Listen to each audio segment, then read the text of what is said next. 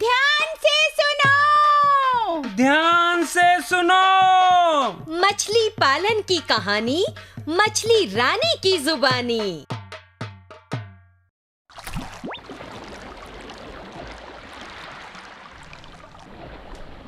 यहाँ की मछलियाँ कितनी स्वस्थ हैं। इनका घर भी कितना अच्छा है। चलें, इनसे इसका कारण पूछें क्या? चुप चुप खड़े हो जरूर कोई बात है।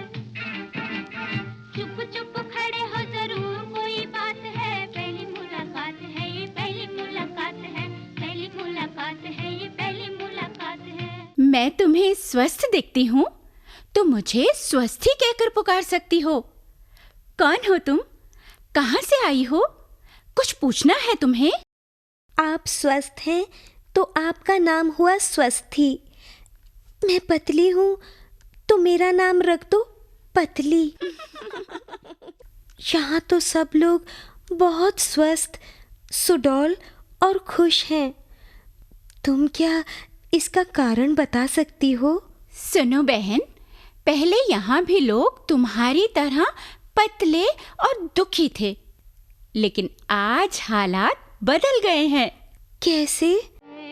ऐसा इस तरह से हुआ, जब से इस घर का मालिक मछली पालन सीख कर आया, तब से यहाँ के लोगों के हालात सुधरने लगे। मछली पालन? हाँ, मछली पालन। ध्यान से देखो, हमें स्वस्थ रहने के लिए पर्याप्त भोजन और स्वच्छ आवास चाहिए, और ये यहाँ उपलब्ध है। देखो, यहाँ आसपास कितने सारे भोजन उपलब्ध हैं। स्वच्छ आवास और भोजन के अलावा सबसे महत्वपूर्ण है प्राणवायु। प्राणवायु के बगैर तो जीना कठिन है। पल दो पल में ही मृत्यु हो जाती है। जानती हो, इस घर का मालिक इसको स्वच्छ रखने के लिए और भोजन व्यवस्था ठीक रखने के लिए रोजाना एक निश्चित मात्रा में खाद को पानी में घोलकर छिड़काव करता है। अच्छा। इनसे छोटी वनस्पतियों का उत्पादन होता है। ये हमारे शाकाहारी भोजन के काम आती है, तथा इन्हीं को खाकर मांसाहारी भोजन पलता बढ़ता है। और तो और, सूर्य के प्रकाश की उपस्थिति में इन्हीं वनस्पतियों से पानी में प्राणवायु बनती है, जिसका उपयोग हम लोग करते हैं। बहन, क्या बताऊं, हमारे यहाँ तो भोजन के लाले पड़े रहते हैं। कई दिन भूखे ही रहना पड़ता है। पर हमारे घर में भी वनस्पतियाँ बहुत हैं, पर हाँ, काफी बड़ी बड़ी। इनसे भी तो भोजन या प्राणवायु बन सकती है। तुम ठीक कह रही हो। छोटी वनस्पतियों की उपस्थिति में सूर्य का प्रकाश काफी गहराई तक पहुंच पाता है, जिससे पानी में भोजन अधिक भाग में बनता है। पानी के बड़े पेड़ पौधे तो सूर्य के प्रकाश को अंदर आने ही नहीं देते, जिससे भोजन ही नहीं बन पाएगा। अरे, हमारे घर में तो वैसे भी धूप नहीं आती है। किनारे पर बड़े बड़े पेड़ जो लगे हैं। अरे हाँ, एक चीज तो भूल ही गई। हमारे घर में तो कुछ ऐसे भी लोग हैं जो हम छोटों को तो कच्चे ही खा जाते हैं। अरे, ये कौन लोग हैं? अपनी तरह के भी हैं, पर पूरे मांसाहारी हैं। कुछ अन्य भी हैं। हमारे मालिक तो घर से इनका पूरा सफाया करने के बाद ही हमें रखते हैं। राम भाई, आप कैसे मछली पालन करते हो? हमें भी तो बताइए। अरे भाई श्याम, मछली पालन भी धान की खेती जैसा ही होता है। हम लोग तो धान की खेती करते हैं। बताओ, इसमें क्या क्या चाहिए? सूर्य का प्रकाश, पानी, बीज और खाद। ठीक, मछली पालन में भी इन्हीं सारी चीजों पर विशेष ध्यान देना चाहिए। अच्छा, वो कैसे? भाई, धान की खेती में बीज डालने से पहले किसान जमीन की जुताई करता है। वैसे ही मछली पालन के लिए तालाब जिसका पानी नहीं सूखता, उसकी वनस्पतियों तथा मछलियों को निकाल देना चाहिए। हाँ, अब समझा। धान की खेती और मछली पालन में भी असमानता है। वो कैसे? धान की खेती पर शीतकाल में कोई दुष्प्रभाव नहीं होता है, वहीं शीतकाल में मछली की वृद्धि नहीं होती है। तो एक काम किया जा सकता है, हमें इस दौरान ही तालाब की तैयारी का काम पूरा कर लेना चाहिए। ये हुई ना समझदारी की बात। आज तो मैं इतना उत्साहित हूँ कि मैं सोचता हूँ मैं भी मछली पालन का कारोबार शुरू कर दूं। क्यों नहीं, पर पहले इसे बारीकी से समझ लो। जी। और हाँ, मछली की वृद्धि के लिए परभक्षी और अनचाही मछलियों को पूरी तरह निकाल देना चाहिए। क्यों और कैसे? भाई, ऐसी अनचाही मछलियां तो पालने वाली मछलियों को खा लेती हैं तथा भोजन और प्राण वायु का अधिक हिस्सा चट कर जाती हैं। जरा विस्तार से बताओ। पहले तालाब के पानी को निकालना चाहिए। उसके बाद तालाब की गीली मिट्टी में चूने का छिड़काव करना चाहिए। ध्यान रहे, चूने की मात्रा 200 से 250 किलो प्रति हेक्टेयर होनी चाहिए। फिर तालाब में महुआ की खली या ब्लीचिंग पाउडर डालने से सभी मछलियां मर जाती हैं। महुआ की खली 2000 से 2500 किलो प्रति हेक्टेयर प्रति मीटर अथवा ब्लीचिंग पाउडर 200 से 300 किलो प्रति हेक्टेयर प्रति मीटर पानी की दर से डालने से कुछ समय बाद मछलियां मर जाती हैं। महुआ खली के प्रयोग के 15 से 20 दिन बाद पानी की विषाक्तता समाप्त हो जाती है और ये खाद के काम आती है। मछली बीज को फिर तालाब में डालना चाहिए, लेकिन कैसे? बीज डालने के पहले तालाब में मछली की भोजन व्यवस्था करनी पड़ती है। अच्छा। इसके लिए तालाब में बीज डालने के 30 दिन पहले 35 से 40 किलो प्रति हेक्टेयर के हिसाब से ढैंचा बो देना चाहिए। फिर तालाब में पानी भरना चाहिए। कुछ ही दिनों बाद ढैंचा सड़कर खाद बन जाता है। ये तो बहुत ही आसान रास्ता है। खाद के प्रयोग से पानी में सूक्ष्म जलीय वनस्पति या वनस्पति प्लावक और जंतु प्लावक के अलावा बैक्टीरिया का समूह उत्पन्न होता है, जिन्हें मछलियां भोजन के रूप में खाती हैं। धान में खाद का प्रयोग होता है, तो क्या मछली पालन में भी खाद डालनी चाहिए? हाँ, सुनो, गोबर की खाद, यूरिया, सुपर फॉस्फेट तथा पोटाश को पानी में घोलने से तैयार होता है ये खाद। अच्छा। तालाब में बीज डालने के 7 दिन पहले इसे छिड़का जाता है। 0.1 हेक्टेयर के तालाब के लिए 30 टोकरी गोबर, 30 अंजुली सुपर फॉस्फेट और यूरिया और 30 चुटकी पोटाश एक साथ पानी में मिलाकर घोल बनाते हैं। हाँ, अगर ढैंचा या महुआ का प्रयोग किया गया है तो इस घोल को डालने की आवश्यकता नहीं है। अच्छा। मछली के बच्चे डालने के बाद भी यह छिड़काव करना पड़ता है। मछली के बच्चे डालने के बाद 1 टोकरी गोबर, 1 अंजुली सुपर फॉस्फेट और 2 मुट्ठी यूरिया और 1 चुटकी पोटाश पड़ता है।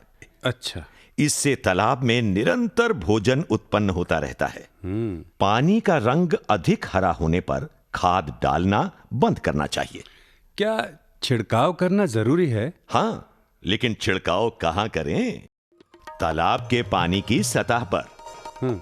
तालाब के पानी की सतह पर छिड़काव करने से पानी में मछलियों का भोजन तैयार हो जाता है और मछलियों के लिए जैविक आहार का निरंतर उत्पादन होता रहता है। पानी में प्राण वायु की मात्रा ठीक रहती है। अगर हम बिना घोले खाद डालें तो वो पानी के नीचे जम जाती है और कई नुकसान कर सकती है। नुकसान? कैसा? पानी के तल में कई पौधे होते हैं।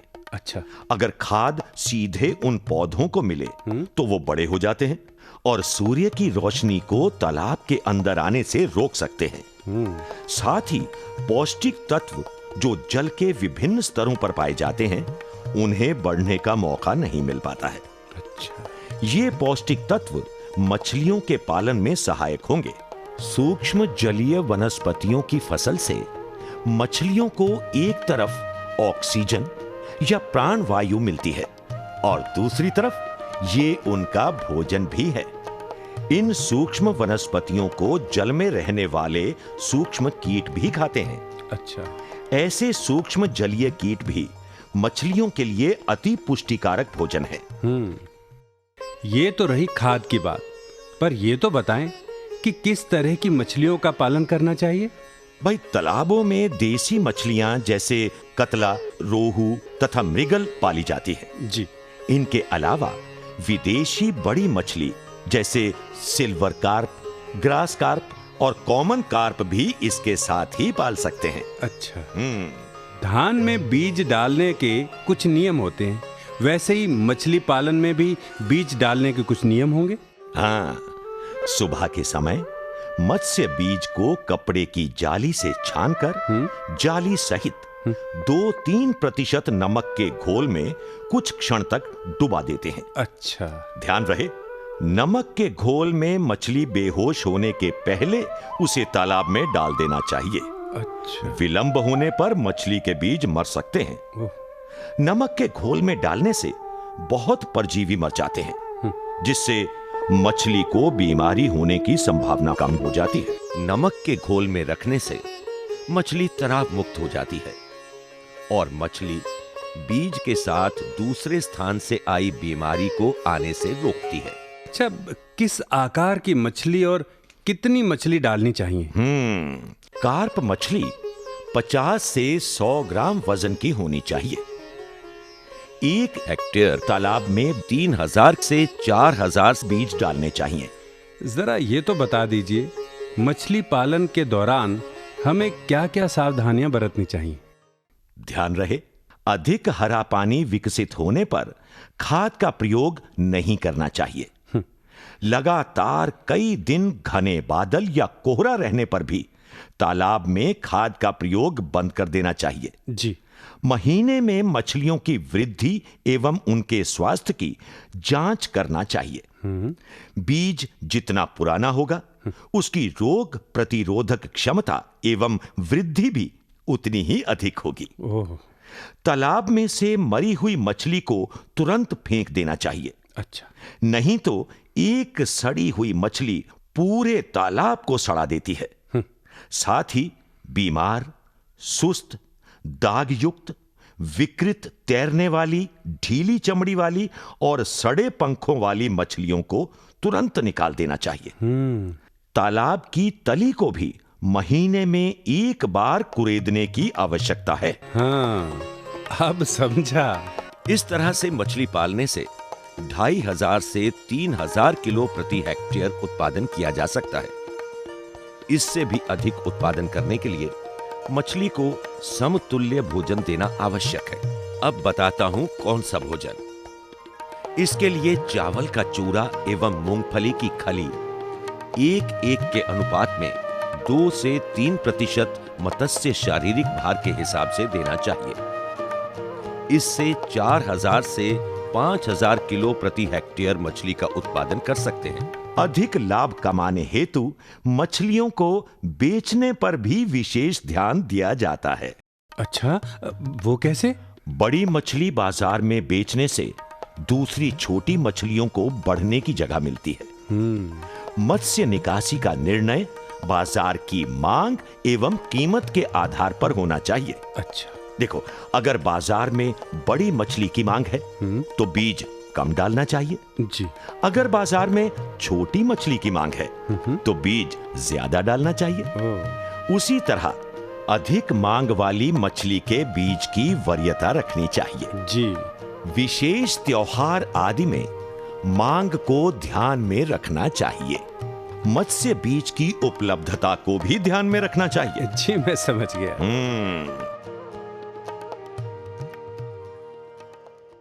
दुख भरे दिन बीते रे भैया, अब सुख आयो रे। मछली पालन से बड़े आमदनी, खेत और जानवर को भी मिले पानी। तालाब सुखाओ, खरपतवार हटाओ, मारो परजीवी महुआ से। पानी भरो, बीज डालो, रोज बढ़ाओ खाद के छिड़काव से। बड़ी मछली चली बाजार, घर पर आती लक्ष्मी हजार। इति श्री मत्स्य पालन कथा।